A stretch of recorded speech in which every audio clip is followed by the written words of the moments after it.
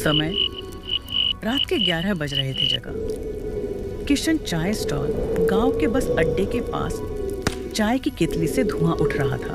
चारों तरफ कोहरा, लाइटें धुंधली। 2 आदमी वहां बैठे थे, हीरा और लालचंद। हीरा बोला, लाला जी, इस बार तो ठंडी जानी ले लेगी। सुना तुमने, कल रात बूढ़े रामू काका ठंड में जम ही गए। लालचंद ने आंख सेकते हुए कहा, अरे सुना है कोई ठंडी वाली आत्मा घूम रही है गांव में, जो अकेला मिलता है उसे जमा कर ले जाती है। हीरा सहम गया। ठंडी वाली आत्मा?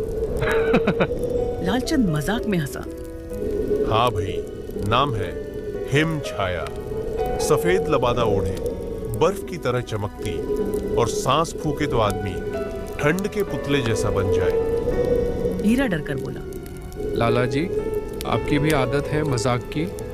उसी वक्त स्टॉल के नजदीक से ठंडी हवा का तेज झोंका आया। दोनों चौंक कर देखे, पर वहां कोई नहीं था, सिर्फ धुंध और सन्नाटा। चाय वाला बोला, जल्दी जल्दी चाय पियो और घर जाओ। आज रात बाहर रहना ठीक नहीं। क्यों? हिम छाया आएगी क्या? मजाक मत कर लालचंद, ये ठंडी वैसी नहीं है जैसी तुम समझ रहे हो। हीरा और लालचंद एक दूसरे को देखने लगे।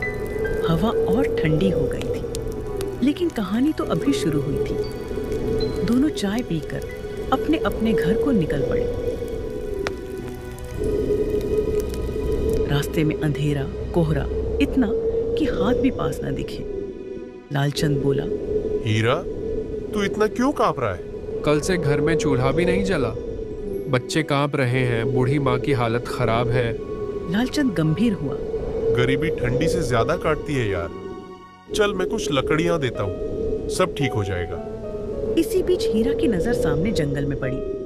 एक आदमी ठंड में बेसुध पड़ा था। हीरा चौंका। वे दौड़कर पहुंचे। वह आदमी कसाई मोहल्ले का रहमान था। उसकी शरीर ठंडी हो गई थी, सांस बहुत हल्की। लालचंद बोला, अगर देर हो गई होती तो ये भी रामू काका जैसा जम जाता।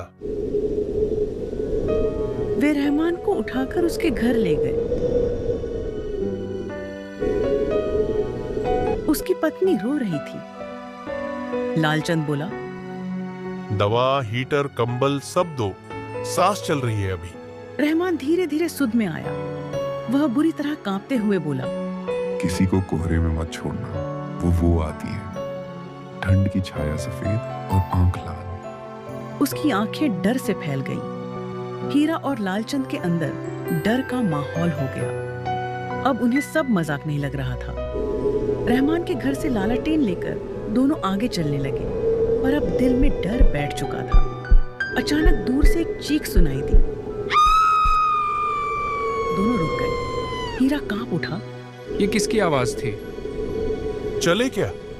कोई मुसीबत में होगा। वह चीख खेतों की तरफ से आई थी। वे दोनों लालटेन लेकर खेतों की ओर चले। दूर एक आदमी कुछ पकड़कर खींच रहा था, जैसे बर्फ से चिपक गया हो।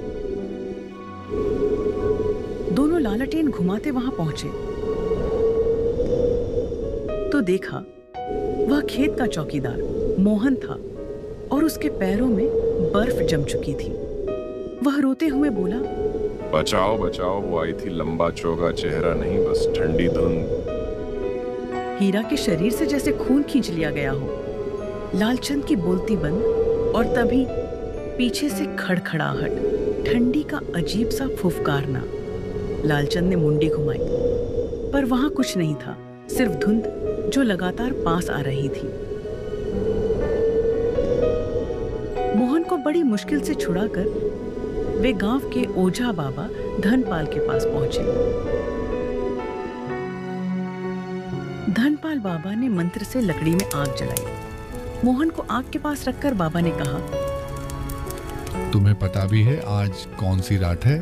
कौन सी बाबा? आज ध्रुवीय रात है, वो रात जब सूरज पृथ्वी की सबसे ठंडी छाया में होता है और हिम छाया जागती है। ये हिम छाया कौन है बाबा? सैकड़ों साल पहले इस गांव में एक विधवा रहती थी, हेमा। लोगों ने उसे ठंड में घर से निकाल दिया और वह ठंड में मर गई। मरते वक्त उसने कहा, जो ठंड में किसी को अकेला छोड़ेगा, मैं उसे अपनी तरह अकेला कर दूंगी। तब से उसकी आत्मा ठंड में अकेले घूमने वालों को अपना शिकार बनाती है। हीरा और लालचंद के दिल जैसे रुक गए। बाबा ने चेतावनी दी, आज की रात कोई अकेला नहीं रहना चाहिए। जो ठंड से कांपे, उसकी गर्माहट अपने पास ले लेती है हिमछाया। रात धीरे धीरे मौत की तरह गहरी हो रही थी। हवा इतनी तेज कि छतें हिल जाए। चारों ओर सिर्फ डर। घरों से आवाजें आने लगी। बच्चा बेहोश हो गया, मेरी बहू ठंडी से हालत खराब, लाइट भी चली गई। गांव में हड़कंप मच गया। बाबा ने सबको एक जगह जमा किया, पुराने चबूतरे पर जहां आग जल रही थी। सब कांप रहे थे, बच्चे रो रहे थे और धुंध घनी होती जा रही थी। हीरा ने डरते हुए कहा, अगर हिमछाया यहाँ आ गई तो? जब तक आग बुझी नहीं, वह सामने नहीं आएगी। पर अगर किसी का मन डर गया, वह आग के पास रहकर भी उसे पकड़ सकती है। सुनकर सब और ज्यादा डर गए। हीरा की सोच बस अपने परिवार पर थी। छोटे बच्चे, बीमार पत्नी, उसके घर में न आग थी, न कंबल, न दरवाजे ठीक से बंद। उसके मन में आग लगी। वह बोला, मैं अपने परिवार को कैसे छोड़ दूं? बाबा, मैं घर जा रहा हूँ। मेरे बच्चे अकेले कांप रहे होंगे। बाबा चिल्लाए, नहीं हीरा, मत जा। अकेले जाओगे तो हिमछाया तुम्हें घेरेगी। बच्चों को मरता देख कैसे बैठूं? मेरी जान जाए चलेगा, पर उनका ठंड से मरना मैं नहीं देख सकता। लालचंद बोला, हीरा, मैं साथ चलूंगा। हीरा की आंखें नम हो गईं। साथ? तू साथ चलेगा? कोई भी ठंडी में अकेला नहीं बचेगा। हम साथ चलेंगे। दोनों मसाल लेकर अंधेरे में निकले। कोहरा अब इतना घना था कि नजरों के सामने भी साया दिखता। अचानक एक लंबी सफेद आकृति धुंध के बीच प्रकट हुई। चेहरा नहीं, सिर्फ चमकती ठंडी हवा और लाल जलती दो आंखें। हीरा डर से थरथराने लगा। लालचंद की टांगें जवाब दे गई। हवा फैलते हुए बोली, जो ठंडी में अकेला भटके, उस पर मेरा हक है। वह हीरा की तरफ बढ़ी। हीरा लगभग बेहोश। लालचंद चिल्लाया, नहीं, वो अकेला नहीं है, मैं उसके साथ हूँ। हम सब साथ हैं। हिमछाया रुक गई, लेकिन उसकी आंखों में झर। वह बोली, अगर साथ है तो साबित करो, डर के आगे खड़े होकर। लालचंद ने मसाल की तेज रोशनी उसकी ओर फेंकी। हिमछाया गुस्से से फुफकार उठी।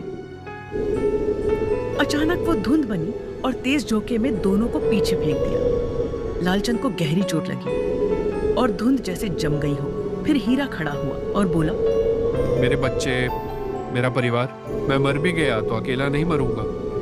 हिमछाया फिर झपटी। पर तभी गांव वाले मशाल लेकर आ पहुंचे। बाबा आगे थे। बाबा गरजे, तू ठंडी की नहीं, नफरत की छाया है। यह गांव अब एकजुट रहेगा। सैकड़ों लपटों की रोशनी हिमछाया पर पड़ी और वह चीखते हुए धुंध में भाग गई। ठंडी की आवाज खत्म, सन्नाटा खत्म, डर खत्म। उसी वक्त सब हीरा के घर पहुंचे। बच्चे कांपते हुए सोए मिले।